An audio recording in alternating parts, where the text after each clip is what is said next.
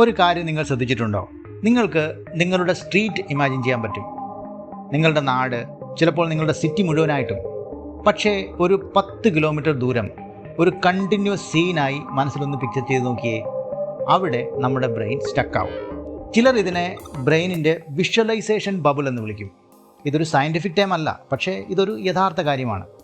നമ്മുടെ brain internal maps ഉണ്ടാക്കുന്നത് hippocampus എന്ന ഭാഗം വെച്ചാണ്. ന്യൂറോ സയൻറ്റിസ്റ്റുകളായ ജോൺ എക്കഫും മേബ്രിറ്റ് മോസറും ഇതിനെപ്പറ്റി പഠിച്ചിട്ടുണ്ട്. നമ്മുടെ തലച്ചോറിൽ സ്പെഷ്യൽ ന്യൂറോൺസ് ഉണ്ട്, പ്ലേ സെൽസും പിന്നെ ഗ്രിഡ് സെൽസും. ഇവ നമ്മുടെ ബ്രെയിനിലൊരു GPS സിസ്റ്റം പോലെയാണ് വർക്ക് ചെയ്യുന്നത്. പക്ഷേ ഇവിടെയാണ് ട്വിസ്റ്റ്. ഈ സിസ്റ്റം ഇവോൾവ് ആയിരിക്കുന്നത് നടക്കാനുള്ള ദൂരം, ഹണ്ടിങ് റേഞ്ചസ്, പിന്നെ ലോക്കൽ സ്ഥലങ്ങൾ, ഇവയെ മനസ്സിലാക്കാൻ വേണ്ടിയാണ്. അല്ലാതെ 100 കിലോമീറ്റർ വിഷ്വലൈസ് ചെയ്യാനോ സ്പേസിൽ നിന്ന് ഭൂമിയെ ഇമാജിൻ ചെയ്യാനോ ഒന്നുമല്ല. ദൂരം കൂടുന്തോറും ബ്രെയിൻ ഇതിനെ റിയലിസ്റ്റിക്കായി സിമുലേറ്റ് ചെയ്യുന്നത് നിർത്തി പകരം സിമ്പിൾസ് ആക്കി മാറ്റും. നിങ്ങൾ 50 കിലോമീറ്റർ യഥാർത്ഥത്തിൽ കാണുന്നില്ല, പകരം 50 കിലോമീറ്റർ എന്ന് ചിന്തിക്കുക മാത്രമാണ് ചെയ്യുന്നത്.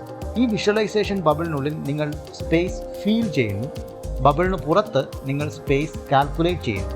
അതുകൊണ്ടാണ് ഈ കോസ്മിക് ഡിസ്റ്റൻസ് നമുക്ക് മനസ്സിലാക്കാൻ തീരെ പറ്റാത്തത്. നമ്മുടെ ബ്രെയിനിന് കണക്കറിയാത്തതുകൊണ്ടല്ല, അത് ഇവോൾവ് ആയത് സർവൈവലിന് വേണ്ടിയാണ്, അല്ലാതെ ആസ്ട്രോണമി പഠിക്കാൻ വേണ്ടിയല്ല.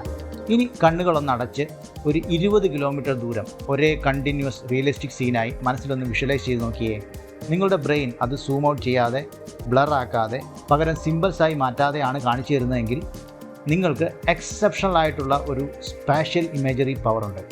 അങ്ങനെ സാധിക്കുന്ന ആരെങ്കിലും ഉണ്ടെങ്കിൽ താഴെ ഒന്ന് കമൻറ്റ് ചെയ്യൂ. And please subscribe the channel.